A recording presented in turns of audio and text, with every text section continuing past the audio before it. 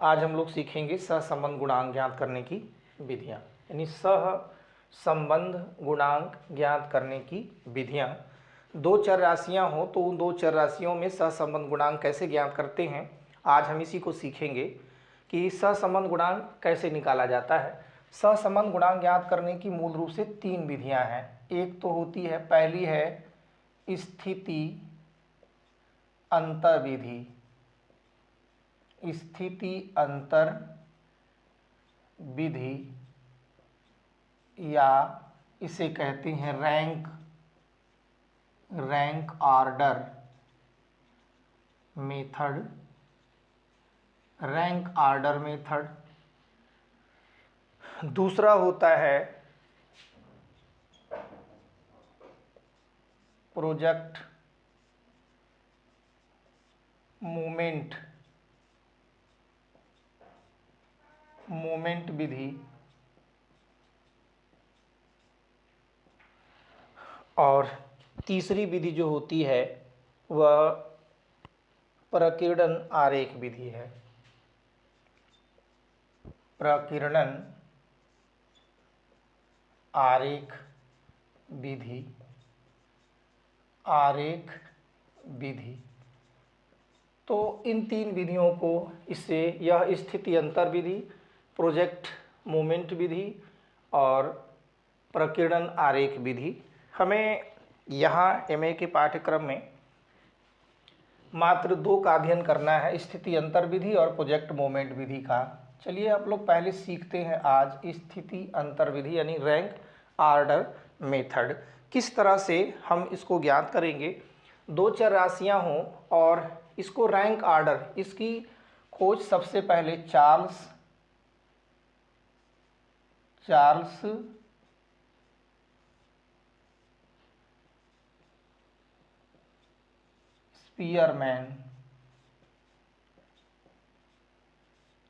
Spearman ने की थी, इसीलिए इसको स्पीयरमैन विधि भी कहते हैं। इसकी खोज सबसे पहले चार्ल्स स्पीयरमैन ने की थी, इसीलिए इसे स्पीयरमैन रैंक ऑर्डर विधि भी कहा जाता है, यानी स्थिति अंतर विधि या स्पीयरमैन विधि कहते हैं। इस विधि से सहसंबंध गुणांक ज्ञात करने के लिए जो हम लोग सूत्र इस्तेमाल करते हैं वो सूत्र होता है इसमें, क्योंकि इसको हम लोग रो से प्रदर्शित करते हैं। हिंदी में देखिए इसको रो बोलते हैं, रो से प्रदर्शित करते हैं। रो बराबर होता है 1 - 6 सिग्मा डी स्क्वायर बटा के n, ब्रैकेट में n स्क्वायर माइनस 1 होता है। यानी ये हमें रैंक ऑर्डर विधि द्वारा सहसंबंध गुणांक ज्ञात करने का सूत्र है। इसकी सहायता से हम स्थिति अंतर विधि द्वारा सहसंबंध गुणांक को ज्ञात कर सकते हैं। जहाँ जो आपका रो जो है ये क्या है, इसे कहते हैं स्थिति अंतर सहसंबंध, स्थिति अंतर सहसंबंध गुणांक। और n क्या होता है,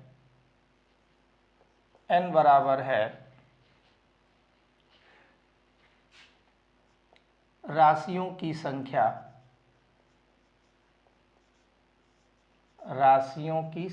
कितनी राशियां ली गई हैं या कितने चर राशियां प्रदर्शित की गई हैं। d जो होता है वह या सिग्मा डी स्क्वायर जो है इन दोनों चर राशियों से लिए गए अंतरों का वर्ग होता है।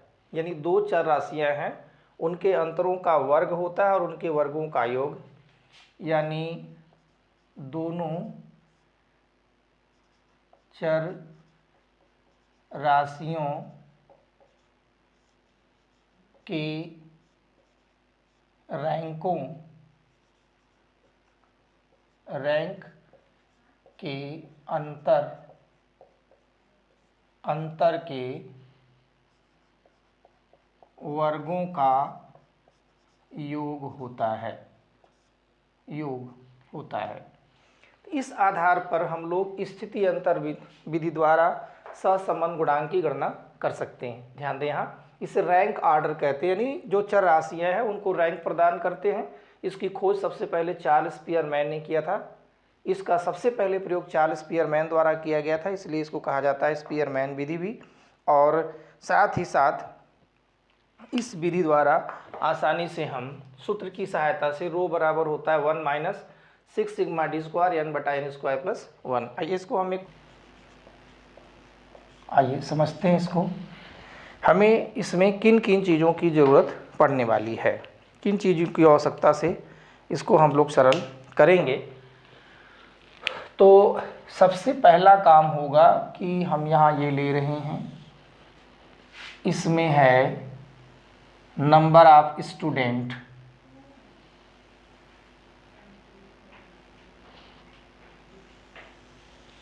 यानी यहाँ है छात्र, इसमें हैं प्राप्तांक फिजिक्स के, इसमें है प्राप्तांक मैथमेटिक्स के, यहाँ पर R1 है, यहाँ R2 है, यहाँ D है, और यहाँ हो जाएगा फिर आपका D स्क्वायर, D और D स्क्वायर।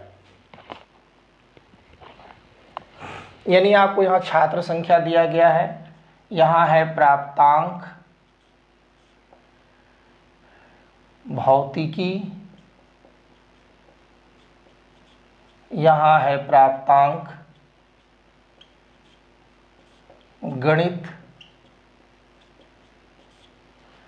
यहाँ है R1, यह है R2, यह है D और यहाँ है D स्क्वायर। आइए समझते हैं इसमें छात्र संख्या कितने छात्र हैं, 10 हैं। कौन कौन से भाई, A B C D E F G H I J, यानी कुल मिला के छात्र संख्या कितनी है, 10, कुल 10 छात्र हैं।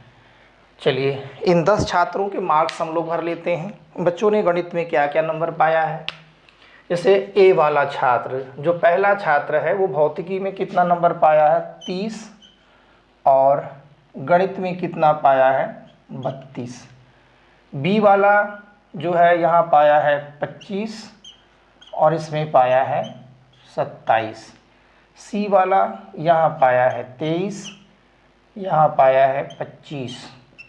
डी वाले ने इसमें पाया भौतिकी में 29, गणित में पाया 34।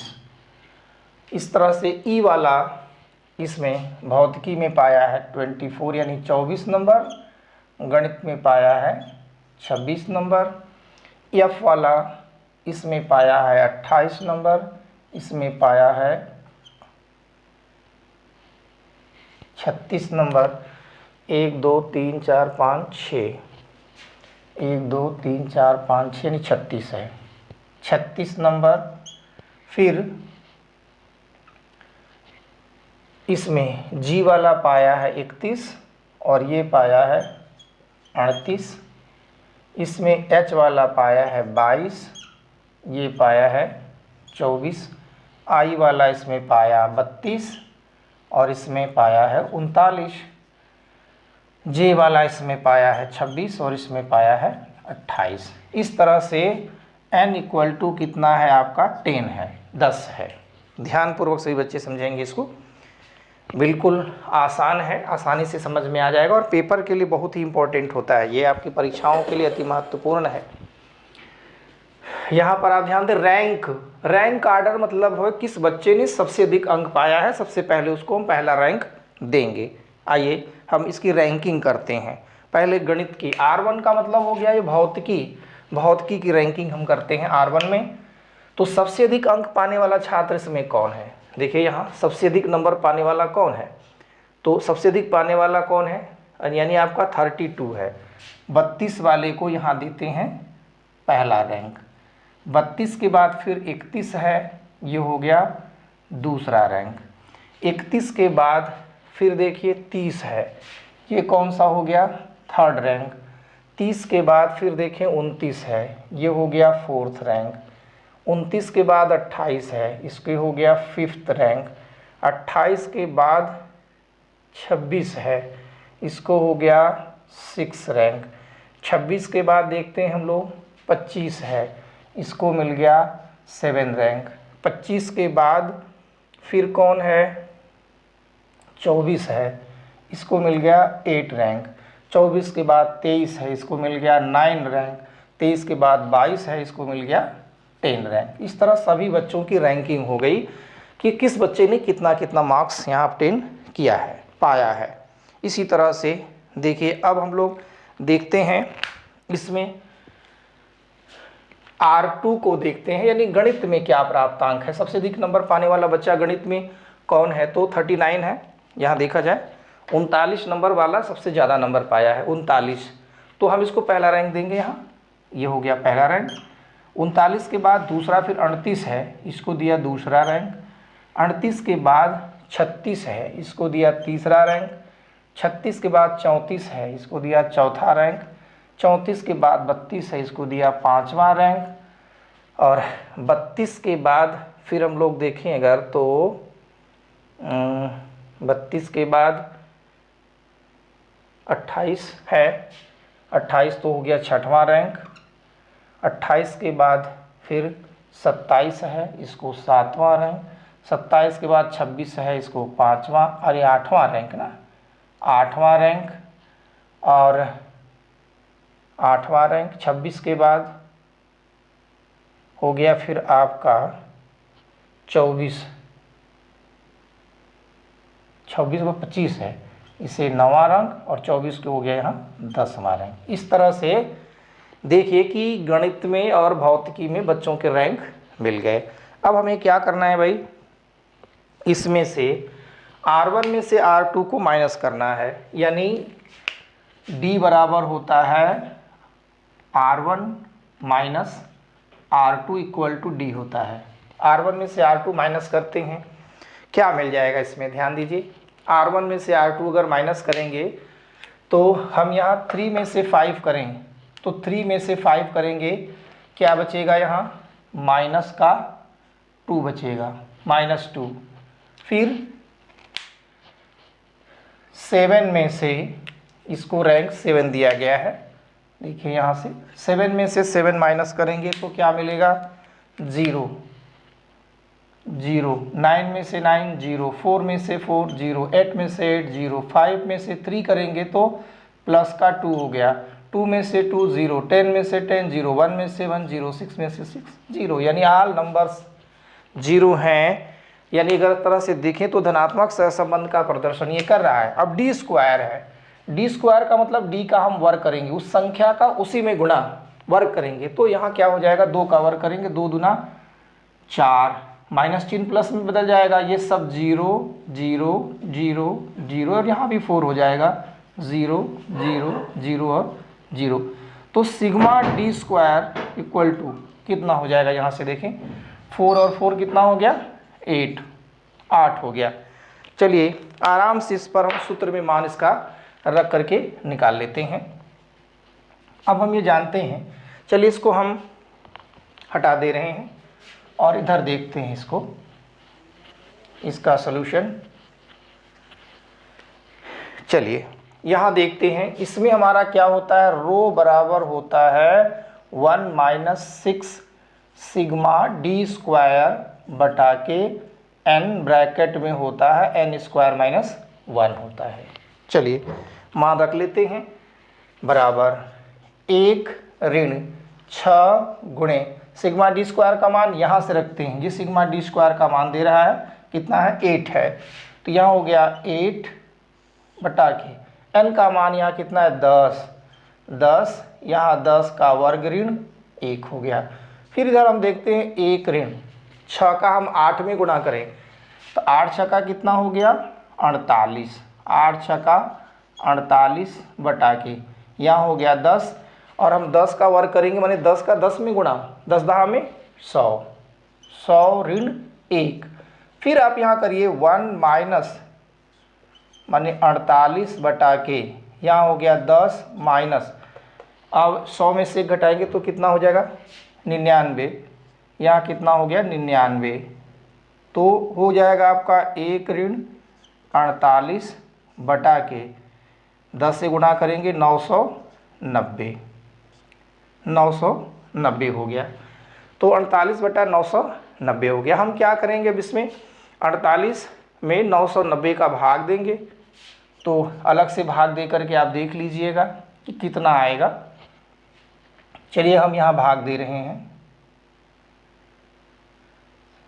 48, या आप चाहो तो 2 से काट सकते हो और वो छोटा हो जाएगा, या भाग तो भी देना ही पड़ेगा हमको। तो हम यहाँ 48 में 990 का भाग देते हैं, तो पहले दशमलव लगाएंगे, एक जीरो बढ़ जाएगा तो भी मान कम हो जाएगा, तो जीरो बढ़ाएंगे, एक जीरो और बढ़ जाएगा।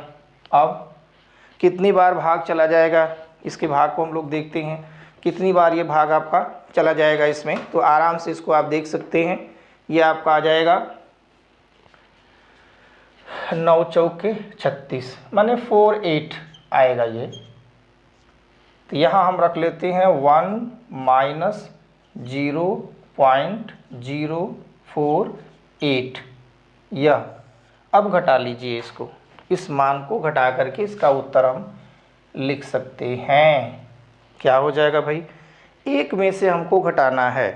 देखिए कैसे घटाते हैं, 1.000 माइनस यहाँ करेंगे 0.048, क्या मिला 10 में से 8 गया 2, 9 में से 4 गया 5, यहाँ बचा 9 और ये हो गया आपका ये। इस तरह से जो आपका आंसर आ गया तो आप 95 लिख सकते हैं, यानी उत्तर आपका कितना हो गया इसमें 0.952। ये आपका क्या हो गया, ये आपका ANS है, उत्तर हो गया आपका उत्तर है। अब इसकी व्याख्या हम किस आधार पर करेंगे, कैसे इसकी हम लोग व्याख्या कर सकते हैं। ये क्या मान आ रहा है, हमारा धनात्मक मान आ रहा है, और धनात्मक मान क्या प्रदर्शित कर रहा है कि दोनों राशियां जो होती हैं वो किस तरह की हैं, धनात्मक सहसंबंध गुणांक प्रदर्शित कर रही हैं। धनात्मक सहसंबंध गुणांक क्या होता है भाई, जब एक राशि का मान बढ़े तो दूसरी का भी बढ़े, एक घटे तो दूसरी भी घटे, तो इस तरह से ये धनात्मक सहसंबंध का मान प्रदर्शित कर रहा है। इसका मान 1 से बहुत कम है, इससे यह प्रदर्शित होता है कि यह जो होता है इनके बीच कैसा संबंध है, धनात्मक सहसंबंध है। तो इस तरह से बच्चों आराम से आप बिना घबराए परीक्षा में आराम से इसका हल निकाल सकते हैं, इसको सरल कर सकते हैं कि किस तरह से हम सहसंबंध गुणांक ज्ञात कर सकते हैं। यानी इसमें करना क्या है, ये इतनी चीज़ हमको मिली होगी और यहाँ से हमको इसका रैंक निकालना है, रैंक निकाल करके मान रख लेना है।